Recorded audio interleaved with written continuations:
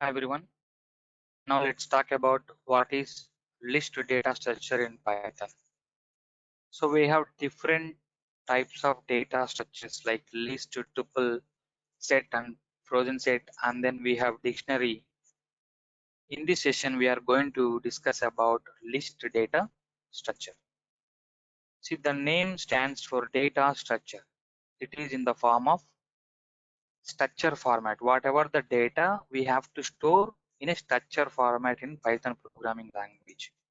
So now let's see, list is mutable in nature. Here mutability and immutability is nothing but mutability means which we can able to change. Immutability means which we cannot change. If you need more information, please have a look into mutability and immutability class. Okay. So whatever the existing object available in Python, if you are trying to change that one, then that is called mutable, or you can say mutability, and that component is known as mutable object.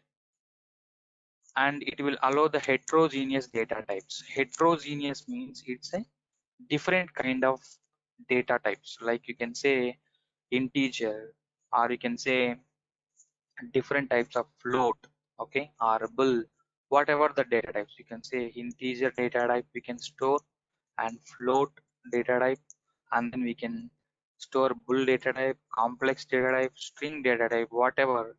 So we can group together and we can store different kinds of data types. Then we can say that list can accept heterogeneous data types. So heterogeneous means different. It's another meaning for that. And then it will allow the homogeneous data types. Homo in means it's the same kind of data. Homo is a name for same. So that means it will allow same kind of data type. Only integer it can store, only float values it can store, only bull values it can store, like that. It's homogeneous data types. And it will allow the duplicate values also. That means list, if somebody asks any question like, can list data structure can accept duplicate values, you can say yes, and try to see that example.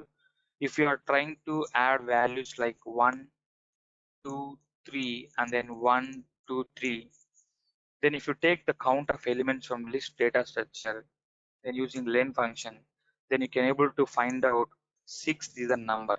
That means it is accepting duplicates. If not accepting duplicates, it will be 3 only, avoiding duplicate elements, but it is counting this one also. So that's it. We can say that list can also accept duplicate values, and then it will allow the indexing.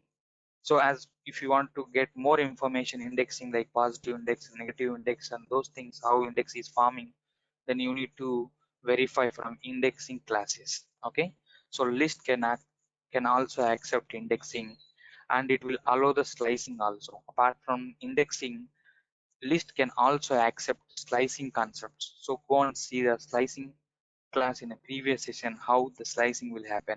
Without covering indexing and slicing, don't come to the data structures, you will not get the clarity. Just go back and revise and come back here and just listen once again.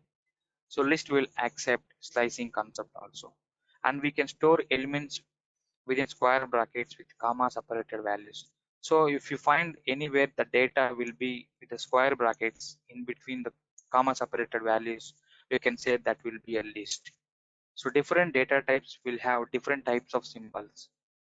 So list can have square brackets where we can store the data. So this is all about basic information about list data structure, and you can see in the next class with the practical sessions. Okay, so thank you so much. See you in the next class.